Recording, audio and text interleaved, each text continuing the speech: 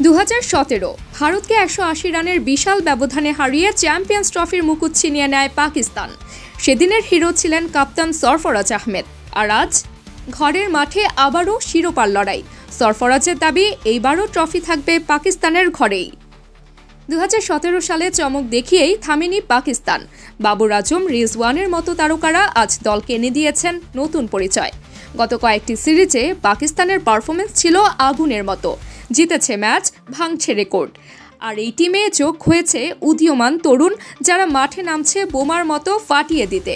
সাবেক কাপ্তান সরফরাজ আহমেদের দাবি, 2023-এর দল 2017-র চেয়েও শক্তিশালী। কারণ ঘরের মাঠের সুবিধা, পিচ কন্ডিশন, দর্শকদের সমর্থন সবই পাকিস্তানের পক্ষে। আর বাবর, রিজওয়ানদের অভিজ্ঞতা তো আছেই। কিন্তু সাফল্যের জন্য শুধু ট্যালেন্ট নয়, চাই ধারাবাহিকতা। সরফরাজের হুঁশিয়ারি, মনোযোগ হারালেই বিপদ। ফখরুজ্জামান, শাদাবের মতো খেলোয়াড়দের অবশ্যই প্রতিটি ম্যাচে দিতে হবে 100%। টুর্নামেন্ট শুরুর আগেই সরফরাজের বার্তা, আমরা শিরোপা জিতব ইনশাল্লাহ। বিশ্বকে আবার দেখাবো পাকিস্তান ক্রিকেটের রক্তে আছে জয়ের জাদু। ক্রিকেটের এই মহাযুদ্ধে পাকিস্তান কি লিখবে নতুন ইতিহাস, নাকি 2017-এর জাদু ফিরবে আবার?